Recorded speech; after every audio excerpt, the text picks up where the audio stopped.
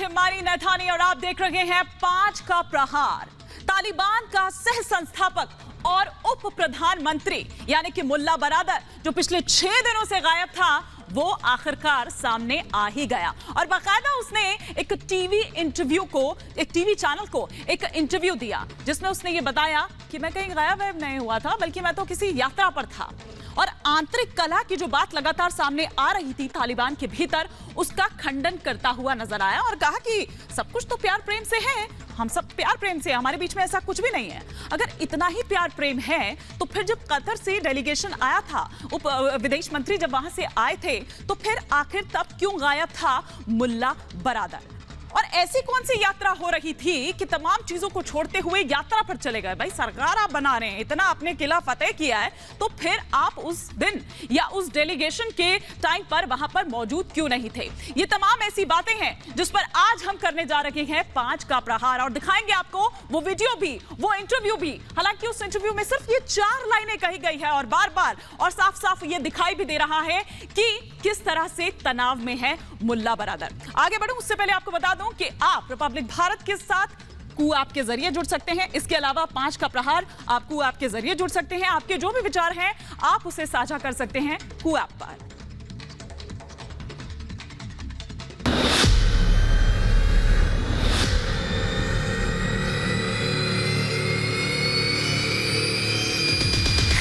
छह दिन बाद सामने आया बरादर का इंटरव्यू, खूनी जंग का संदेश। बंदूक के साए में बरादर का इंटरव्यू। तालिबान का सह संस्थापक और तालिबान सरकार का डिप्टी पीएम मुल्ला अब्दुल गनी बरादर 6 दिनों तक गायब रहने के बाद अब सामने आ चुका है। मुल्ला बरादर ने टीवी इंटरव्यू में तालिबान सरकार में किसी भी कलह का खंडन किया और साथ ही झड़प में घायल होने की खबर को भी खारिज कर दिया। हालांकि बरादर ने कहा कि उसे कतर से काबुल आए प्रतिनिधिमंडल की जानकारी नहीं थी और इसी सफाई ने तालिबान के अंदर की कलह को और हवा दे दी। इस टीवी इंटरव्यू में मुल्ला बरादर बंदूक की नोक पर कागज पढ़ते नजर आ रहा है।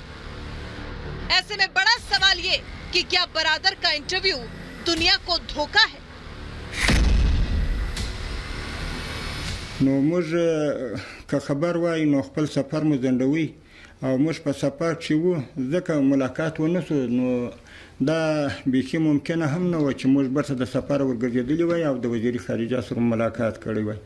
نو که مخکې موږ ته دا خبره رسېدلې وای، شاید موږ د دې ملاقات سره یو ځای شوي وای، د نورو ملګرو په شمول वो دا मुलाकात सर तरह सवाल है। क्या आपसी रंजिश को खारिज करने वाले मुल्ला बरादर ने हक्कानी की लिखी स्क्रिप्ट पढ़ी है? دخل منزي اختلافات وفواجبني هيا ده خبر صح حقيقت لري. بسم الله الرحمن الرحیم.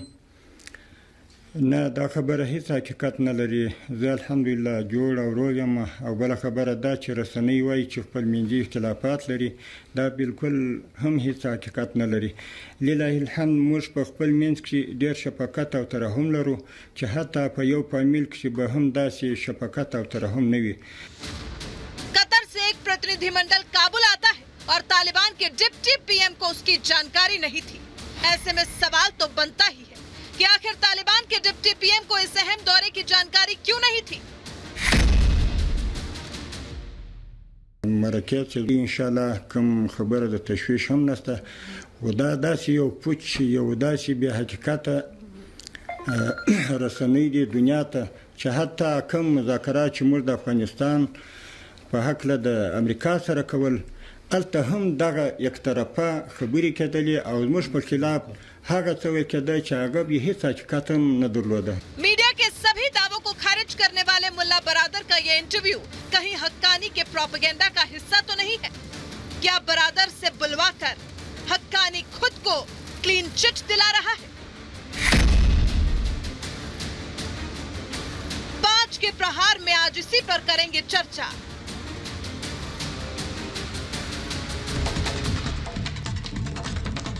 जी हाँ, तो ये रिपोर्ट हमने आपको दिखाई और वो इंटरव्यू में हालांकि वो 4 लाइनें ही कही है, लेकिन जो तनाव है वो साफ तौर पर मुल्ला बरादर के चेहरे पर आप साफ देख सकते थे। लेकिन हक्कानी के काल कोठरी में कैद है क्या बरादर? क्यों हम ऐसा कह रहे हैं? देखिए, सवाल जो सबसे पहला खड़ा होता है कि क्या बरादर हक्कानियों के कब्जे में है? वो डर साफ दिखाई दे रहा था। सवाल नंबर 2, बरादर का इंटरव्यू क्या दुनिया को एक धोखा है? ये क्यों है, मैं आपको बताऊंगी। तीसरा सवाल, बरादर ने हक्कानी की लिखी स्क्रिप्ट क्या पढ़ी है जो साफ तौर पर वहां पर नजर आ रहा था? चौथा सवाल, बंदूक के साए में बरादर का इंटरव्यू आखिर क्यों? पांचवा सवाल, कतर मंत्री के दौरे की जानकारी आखिर क्यों नहीं थी इतने अहम चेहरे को? छठा सवाल, इंटरव्यू में बरादर के चेहरे पर आखिर तनाव क्यों नजर आ रहा था? तो ये वो तमाम सवाल हैं जो खड़े होते हैं अब इस इंटरव्यू के बाद से। ये इंटरव्यू क्यों दिखाना पड़ा या क्यों सामने लाना पड़ा? क्योंकि आप देखिए, उससे पहले एक जो ऑडियो है, एक जो वीडियो है वो जारी किया गया था, लेकिन बाद में ये साफ हो गया कि ये दरअसल फेक है। आइए इसी पर मैं अपने मेहमानों से चर्चा करती हूं। मैं आपका तारुफ इस वक्त करवा देती हूं अपने खास मेहमानों से। मेरे साथ इस वक्त हमारे defence expert major general GD Bakshi जुड़ चुके हैं और साथ ही साथ पाकिस्तान से पत्रकार हैं फखर यूसुफजई हमारे साथ जुड़ चुके हैं। लेकिन सबसे पहले हमारे defence expert major general GD Bakshi, ये जो इंटरव्यू है आप इसको किस तरह से देखते हैं? क्या ये तालिबान के लिए भी सामने लाना एक मजबूरी थी क्योंकि उसे रिकॉग्निशन चाहिए, उसे लेजिटिमेसी चाहिए? बिल्कुल, लेकिन ये जो इंटरव्यू है ये साफ दर्शाता है कि हालात क्या है। डेप्यूटी, पहले बरादर साहब को प्राइम मिनिस्टर बनना था। सारी अखबारों में अटकलें और जो न्यूज लीक्स थे सब बता रहे थे कि बरादर साहब प्राइम मिनिस्टर बनेंगे, क्योंकि दोहा की टॉक्स उन्होंने कंडक्ट कराई, क्योंकि जो मॉडरेट फेस ऑफ तालिबान वो थे जो दुनिया को दिखाया गया। ठीक है साहब। उसके बाद जनाब lieutenant general Faiz Hamid, director general ISI, Kabul में जाके धमक गए और वो उनके सरीना होटल में वो हफ्ते से ज्यादा उन्होंने वहां पे ऐश मुकाम बना लिया। और उसके बाद खबरें आई, ना सिर्फ ये भारतीय चैनल्स ने कहा, बीबीसी ने इसको कहा, अमेरिकन चैनल्स ने इसको कहा कि दोनों गुटों के बीच झड़प हुई है, मारपीट की नौबत आ गई, बस्टअप, ये शब्दावली का इस्तेमाल हुआ है कि बस्टअप हुआ प्रेसिडेंशियल पैलेस में, जिसके अंदर मुल्ला बरादर को चोटें लगी। 17 लोग जो है अखुंडजादा के वो मारे गए। इसके अंदर जो झड़प ये जो हक्कानी ग्रुप के साथ हुई थी, हक्कानी ग्रुप याद रहे तो ये लोग काबुल के अब डी फैक्टो ओनरशिप इनकी है। सिक्योरिटी मिनिस्ट्री का चार्ज इनके पास है, रिफ्यूजी मिनिस्ट्री का चार्ज इनके पास है, 4 बड़ी मिनिस्ट्रीज का चार्ज इनके पास है। असली power in Kabul Haqqani group है। फिर खबर आई कि साहब वो कतार के फॉरेन मिनिस्टर आए हैं और पूरी कैबिनेट वहां पे तालिबान की बैठी थी, इकट्ठी थी प्रेसिडेंशियल पैलेस में उनको मिलने के लिए। एक शख्स जो वहां के बड़ा प्रोमिनेंटली मिसिंग था, एक क्या 2 शख्स, एक तो मुल्ला बरादर जिन्होंने 2 साल क्वातार में बातचीत की, उनको ये नहीं पता कि क्वातार के फॉरेन मिनिस्टर आ रहे हैं, ये सरकार में क्या हो रहा है, क्या चल रहा है। ये अपने आप जाहिर है कि केवल और केवल आईएसआई के गुर्गे हक्कानी ग्रुप की चलती है, बाकी सब लाइट वेट्स हैं, बिल्कुल वो डेकोरेशन पीसेस लगा रखे हैं। और मार खाने के बाद बेचारे मुल्ला बरादर जो 8 साल पाकिस्तान की जेलों में बड़ी तशद्दुद सह चुके हैं, मारपीट हुई है, सब कुछ हुआ उनके साथ, उनको फिर मारा गया। प्राइम मिनिस्टर की पिटाई हो रही है, प्राइम मिनिस्टर डेजिग्नेट, चलिए डिप्टी प्राइम मिनिस्टर बोल लीजिए, अब वो गायब है। डरता वो काबुल नहीं आ रहा, डरता वो काबुल नहीं आ रहा, चेहरे पे हवाइयां उड़ी हुई है। बिल्कुल सर, आप ठीक कह रहे हैं। और वही डर जो है इस इंटरव्यू में भी देखा जा रहा है, जो उन्होंने दरअसल ये दिखाया, एक धोखा आप कह लीजिए दुनिया की नजर में इसको। लेकिन फकार साहब, पढ़ तो पहले ही कतर दिए थे आपने। अब रहा साहा जो डर था, जो कि मेजर जनरल जीडी बख्शी भी यहाँ पर कह रहे हैं, वो बंदूक आपने तान दी और उसके जरिए आपने इंटरव्यू भी दिलवा दिया यहाँ, आपने और आपके हक्कानी ने, आपके आईएसआई ने।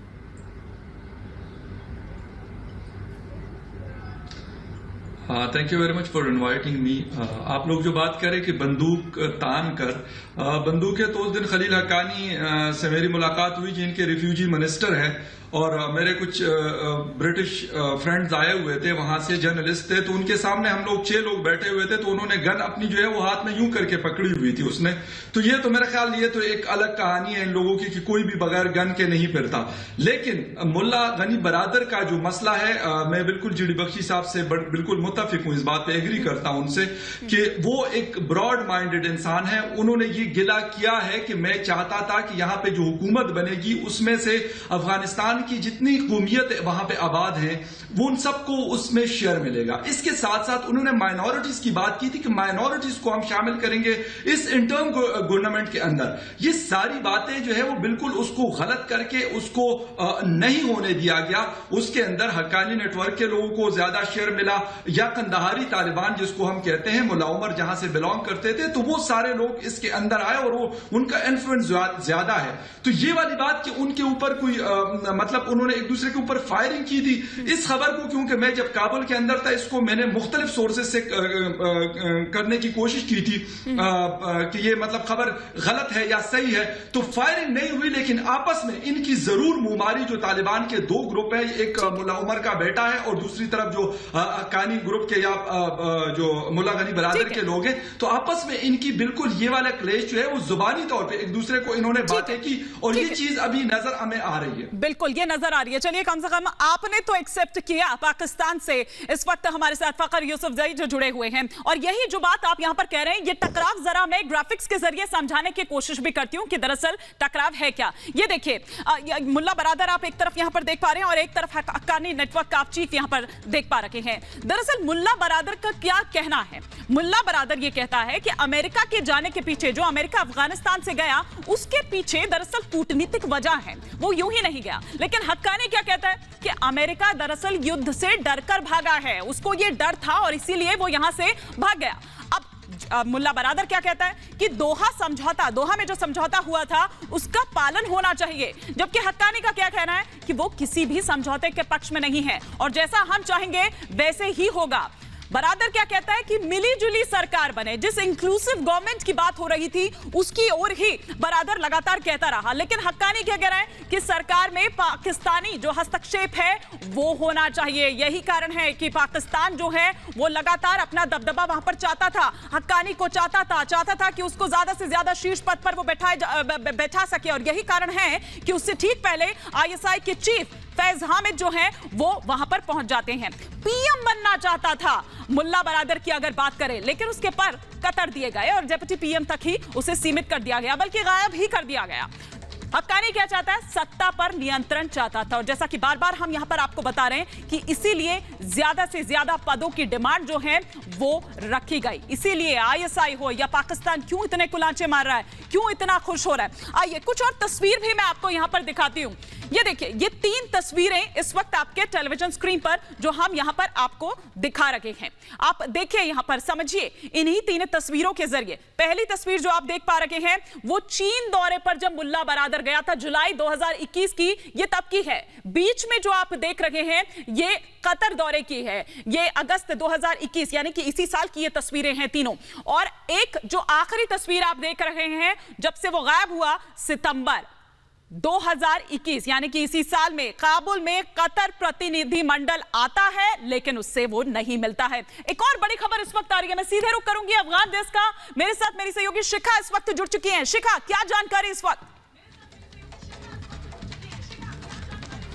बिल्कुल हिमानी, देखिए इतने दिनों से खबरें आ रही थी कि मुल्ला बरादर जो है वो गायब है, उसके बाद ऑडियो टेप आया, लेकिन इस वक्त एक और बड़ी खबर है, अखुंजादा भी गायब। अखुंजादा को लेकर बड़ी खबर है क्योंकि हेबतुल्ला अखुंजादा भी जो सुप्रीम लीडर है वो भी गायब है, सामने नहीं आ रहा है तालिबान का सुप्रीम लीडर अखुंजादा। तो लगातार सवालों के घेरे में है तालिबान सरकार। जिस तरीके से गठन हुआ है उसके बाद से अंदर ही विद्रोह पैदा हो गया था। मुल्ला बरादर जो बागी हो गया, जिसने साफ साफ ये कह दिया, जो बागी हो गया था, और अब देखिए हेबतुल्ला अखुंजादा भी गायब नजर आ रहा है। हिमानी, बिल्कुल बिल्कुल शिखा, तो अखुंजादा भी गायब है, इसका भी नहीं पता कि आखिर वो कहां है। चलिए कुछ ग्राफिक्स के जरिए मैं और आपको थोड़ा सा विस्तार से समझाने की यहाँ पर कोशिश करूंगी, जो बात मेरी सहयोगी यहाँ पर आपको बता रही थी कि दरअसल कौन है। पहले देखिए, पहले मुल्ला बरादर की बात हमने कही कि वो गायब है, अब अखुंदजादा का भी कोई पता नहीं है। तालिबान का सुप्रीम लीडर है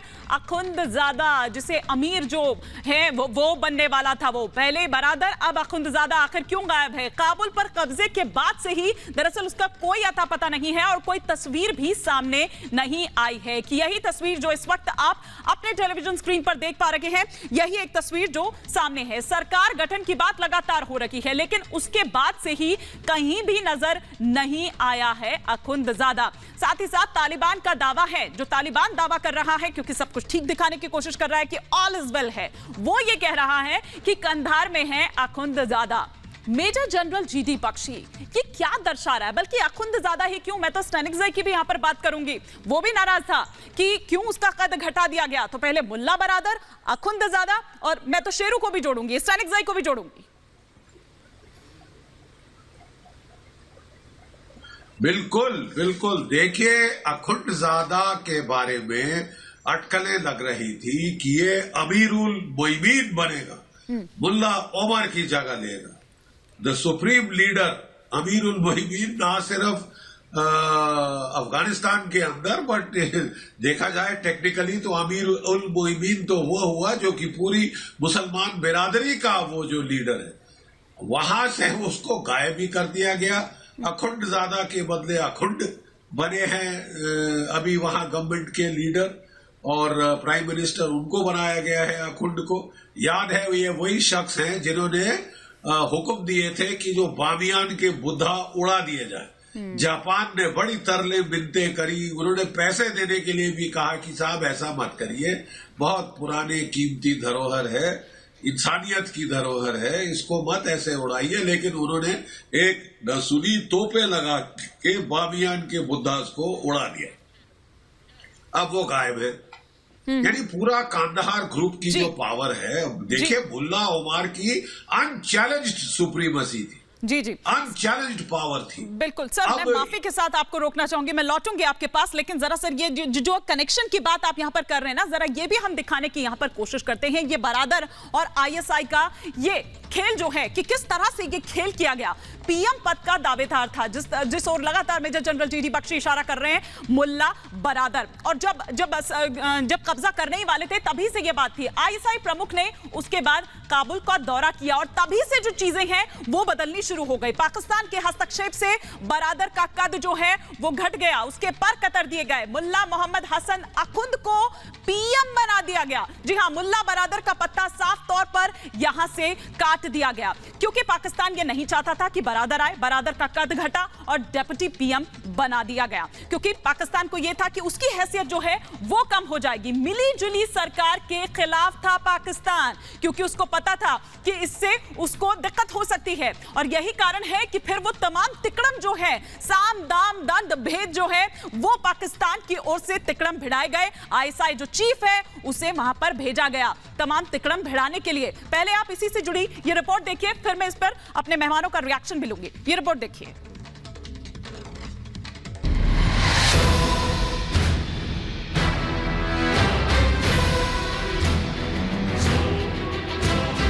अफगानिस्तान को आतंकिस्तान बनाएगा पाकिस्तान। बरादर के साथ आईएसआई का खेल। तालिबान के भीतर कलह, पाकिस्तान है वजह।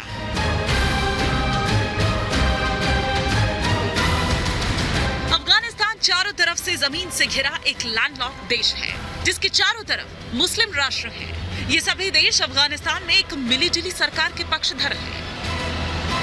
लेकिन पाकिस्तान एकमात्र मुल्क ऐसा है जिसने अफगानिस्तान को आतंकिस्तान बनाने की कसम खा ली है। काबुल पर कब्जे के बाद अफगानिस्तान में तालिबान की एक मिलीजुली सरकार बनना तय थी, लेकिन तभी काबुल में आईएसआई प्रमुख की एंट्री होती है। दोहा में तालिबान की तरफ से अमेरिका के साथ समझौता करने वाला बरादर को आईएसआई ने हक्कानी के साथ मिलकर ठिकाने लगा दिया। पंजशीर में भी पाकिस्तानी दखल की दुनिया भर में आलोचना हो रही है। यूरोपीय संसद ने पाकिस्तान के खिलाफ प्रस्ताव पारित कर पाकिस्तान को पंजशीर में हमले के लिए दोषी ठहराया। आईएसआई की नापाक साजिश पर पंजशीर से अमरुल्लाह साले ने भी अपनी मुहर लगाई थी। जब रिपब्लिक भारत से एक्सक्लूसिव बातचीत में साले ने आईएसआई और पाकिस्तान को दिमाग और तालिबान को मोहरा बताया था। Taliban are not alone in this. They are backed by Pakistan. They are backed by Pakistan military, intelligence and diplomatic service. Yes. For as long as America is unwilling to publicly acknowledge the malign role of Pakistani, Sir. and just say that they are dealing with the Taliban, this problem is not going to be fixed. Pakistan के हस्तक्षेप की वजह से ही तालिबान सरकार में हक्कानियों का बोलबाला है और आईएसआई के शह पर ही हक्कानियों ने मुल्ला बरादर को किनारे कर दिया। साफ है कि पाकिस्तान अफगानिस्तान के भीतर हक्कानी नेटवर्क की मदद से आतंक का राज कायम करना चाहता है। Bureau report, Republic Bharat.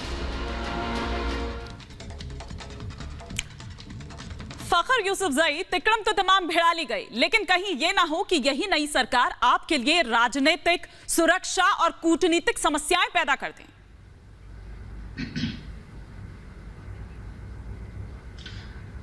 ये वाली बात जो मतलब आप लोग भी कर रहे हैं, अमरुल्लाह साले साहब से पहले भी जब वो हुआ करते थे काबुल में तो बातचीत होती थी, लेकिन मसला ये है कि सिर्फ एक पाकिस्तान को मेरे ख्याल में इसका रिस्पॉन्सिबल ठहराना, इस वजह से मैं इसको गलत, इस वजह से नहीं कि मैं पाकिस्तानी हूं, इस वजह से मैं गलत कहूंगा कि वहां पे तकरीबन 29 कंट्रीज वहां पे मौजूद रहे फॉर 20 इयर्स। उन्होंने इतना मजबूत क्यों नहीं किया उस सिस्टम को कि पाकिस्तान जैसा मुल्क, एक छोटा सा मुल्क, उसको इतने मतलब 15 दिन के अंदर उस सारी चीजों को मतलब वो गिरा सकता है या खत्म कर सकता है। अशरफ गनी साहब फॉर 7 ईयर वो प्रेसिडेंट रहे, इससे पहले हामिद कारजाई साहब रहे। 2001 में यूएस ने वहां टेक ओवर किया और 2021 तक हो रहा। तो ये सिस्टम इन्होंने क्यों नहीं किए? पाकिस्तान इन्फ्लुएंस करता है, इसमें कोई शक नहीं है। हक्कानी नेटवर्क के ऊपर बिल्कुल पाकिस्तान का इन्फ्लुएंस है, क्योंकि वो हक्कानिया के पड़े हुए लोग हैं, खैबर पुख्तनख्वा के, उनके ऊपर इन्फ्लुएंस है। और हर कोई अपने अपने कार्ड्स खेलना चाहता है, हर कोई कहता है कि यार अफगानिस्तान में अफगानियों के। मैं आऊंगी, मेरी मजबूरी है, एक और ब्रेकिंग के लिए मुझे यहाँ पर आना होगा, लेकिन मुझे अच्छा लगा कि आप जो सच्चाई है, कम से कम जो जमीनी हकीकत है, उसको एक्सेप्ट कर रहे हैं, ये मुझे अच्छा लगा। लेकिन मैं सीधा यहाँ पर रुक करूंगी शिखा का। शिखा, ओवर टू यू। बिल्कुल इमानी, बड़ी खबर ये आ रही है कि पंजशीर के अबशार से जो पूरा का पूरा गांव है वो खाली हो गया है। लोग जो है वहां से पलायन कर रहे हैं तालिबानियों के डर से।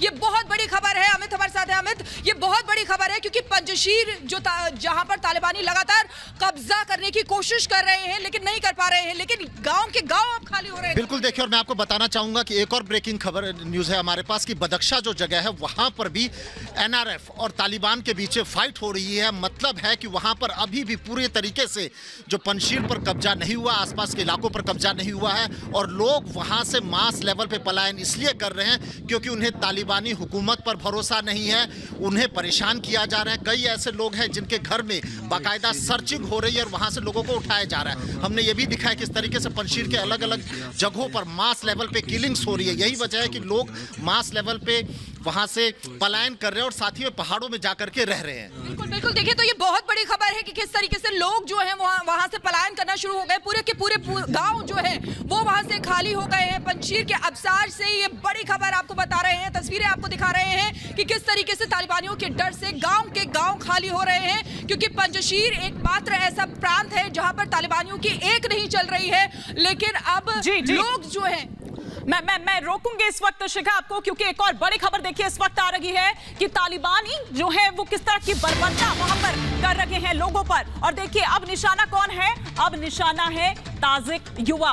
उनको बंधक बनाया जा रहा है, उनके घरों से घुसकर, और आप ये देखिए कि अज्ञात स्थान पर उनको ले जाया जा रहा है। ये देखिए, ये तस्वीरें हम दिखा रहे हैं आपको तालिबानी क्रूरता की, तालिबानी बर्बरता की, कि किस तरह से युवाओं को बंधक बनाया जा रहा है। उन्हें चुन चुन कर जो ताजिक युवा हैं उनको लाया जा रहा है, उनको बंधक बनाया जा रहा है, और कहां ले जाया जा रहा है ये किसी को भी नहीं पता है। किसी अज्ञात स्थान पर उनको छोड़ दिया जा रहा है और यही कारण है कि डर के मारे लोग यहां से पलायन को मजबूर हैं। आप देखिए कि जो लोग हैं उनको ये कहा जा रहा है, पुरुषों को कहा जा रहा है कि आप वापस अपने काम पर लौटिए, लेकिन काम पर नहीं लौट रहे हैं लोग क्योंकि वो डरे हुए हैं। तो कुछ ऐसे भी हैं जो अफगानिस्तान छोड़कर जा चुके हैं और कई ऐसे हैं जो जाने की फिराक में यहां से हैं कि जैसे ही उनको मौका मिले तो वो यहां से भाग निकले। क्यों? क्योंकि ये क्रूरता उनको पता है, उससे वो बहुत अच्छी तरह से वाकिफ है और यही अब उनके बच्चों के साथ हो रहा है कि चुन चुन कर जो ताजे युवा हैं उनको चुना जा रहा है, उनको देखा जा रहा है और फिर उसके बाद उनको ले जाया जा रहा है किसी अज्ञात स्थान पर। एक और बड़ी खबर इस वक्त आ रही है, मैं सीधे रुख करूंगी अफगान डेस्क का। ओवर टू यू शिखा। बिल्कुल हिमानी, देखिए बडगीज प्रांत की बात करें तो वहां लोगों की लंबी लंबी कतारें लग रही है क्योंकि भूखमरी की कगार पर अफगानिस्तान पहुंच चुका है और यही कयास भी लगाए जा रहे थे कि 1 महीने का राशन मात्र बचा हुआ है। और देखिए तस्वीरें आपको दिखा रहे हैं, बडगीज प्रांत है ये जहां पर लंबी लंबी लोगों की कतारें देखी जा रही हैं। खाने के लिए ये लंबी लंबी कतारें हैं, ये लोग खाना खाने के लिए बैठे हैं। तो आप हालत सोचिए कि क्या स्थिति है अफगानिस्तान की, यानी कि भूखमरी की कगार पर पहुंच चुका है अफगानिस्तान।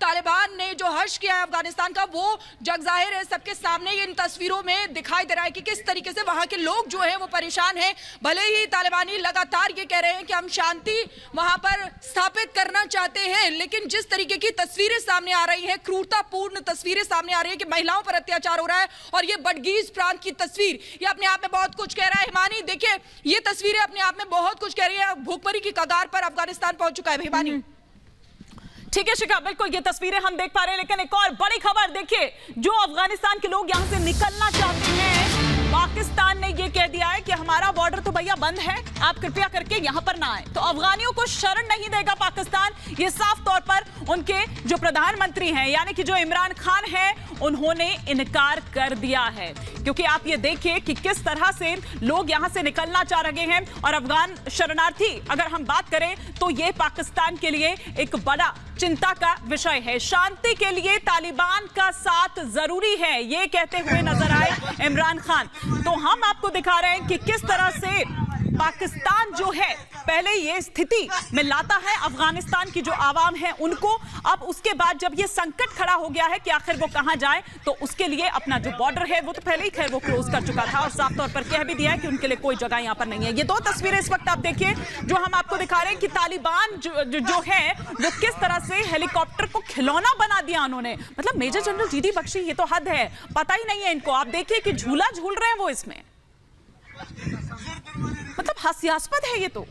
देखिए ये पागलों का ग्रुप है, सरफिरे हैं, जंगली हैं, बिल्कुल वाहियात तरीके से आके इनको 200 जहाज छोड़ गए हैं अमेरिकन तालिबान के लिए ताकि वो सारे आसपास के मुल्कों को दुखी करे।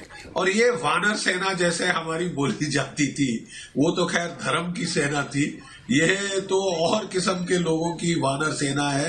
बच्चों के मेरी गो राउंड्स पे चढ़ गए हैं, बच्चों की जो कारें हैं उनसे बच्चों को भगा के खुद ये वहां बच्चों जैसे बड़े ओवरग्रोन चिल्ड्रन जैसे ये तमाशे कर रहे हैं।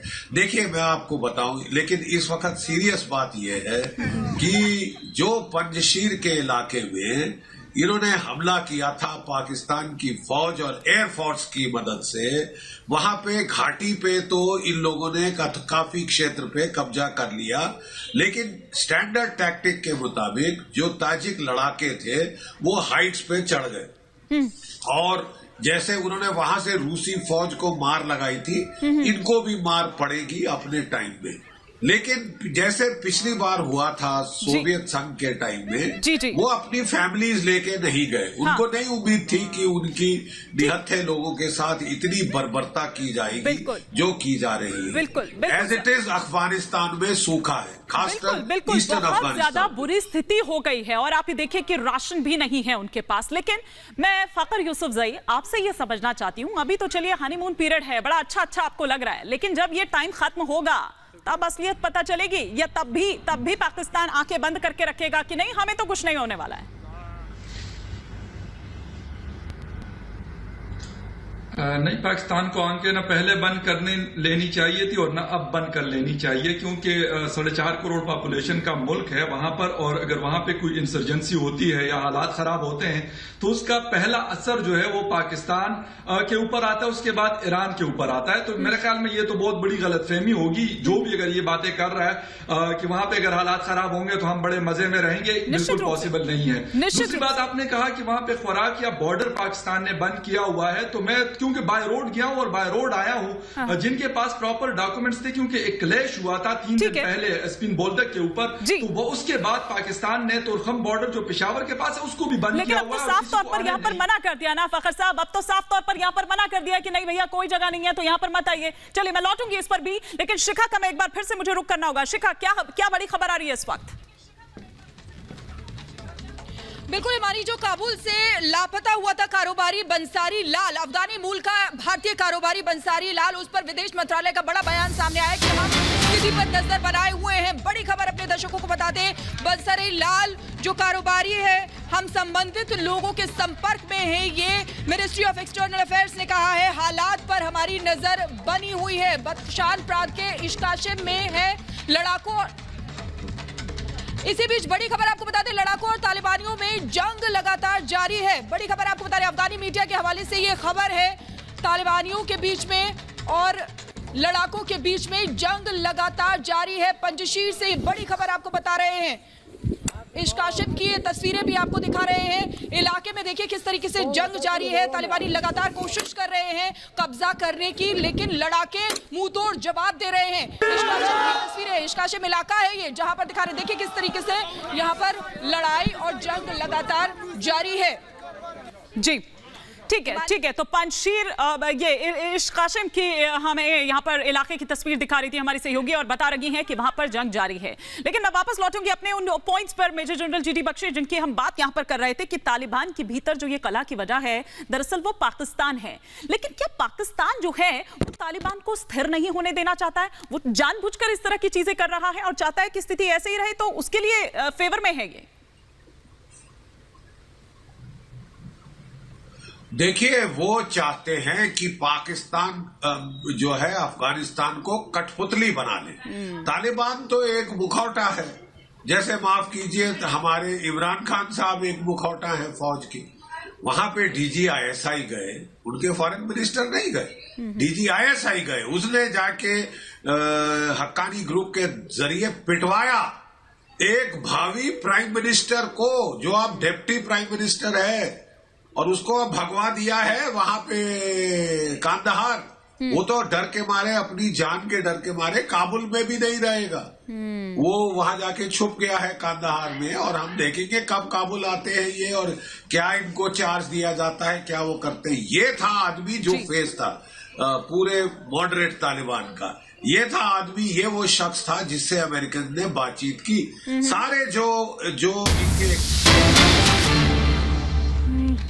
माफी के साथ मुझे आपको रोकना चाह रहा सर, लेकिन एक और बड़ी खबर इस वक्त जो आ रही है वो ये कि तालिबान के खिलाफ एक बार फिर से कुछ और महिलाओं का जो गुट है, उन्होंने ये मोर्चा जो है वो उसके खिलाफ खोल दिया है। महिलाओं का पोस्टर के जरिए दरअसल ये प्रदर्शन है लगातार हम देख रहे हैं। ये देखिए, ये वो तस्वीर है, पोस्टर यहां पर नजर आ रहा है। अपने हक की बात करती हुई ये महिलाएं नजर आती हैं और इन्हें ये क्रूर शासन कतई नहीं चाहिए। जो स्थिति वो देख रही हैं वो पोस्टर के जरिए दरअसल अपनी बात यहां पर रख रखी है और पोस्टर के जरिए तालिबान का विरोध दरअसल कर रखी है। तो आप देखिए कि किस तरह से ये दायरा लगातार बढ़ता जा रहा है। अलग अलग जिलों से अगर हम बात करें तो इस तरह की तस्वीरें सामने निकल कर आ रही है और लगातार विरोध किया जा रहा है तालिबान का। तो ये इस वक्त हम आपको बड़ी खबर यहां दिखा रहे हैं कि किस तरह से तालिबान के खिलाफ, न केवल तालिबान बल्कि पाकिस्तान के खिलाफ भी लगातार सुर और तेज होते जा रहे हैं। मैं आप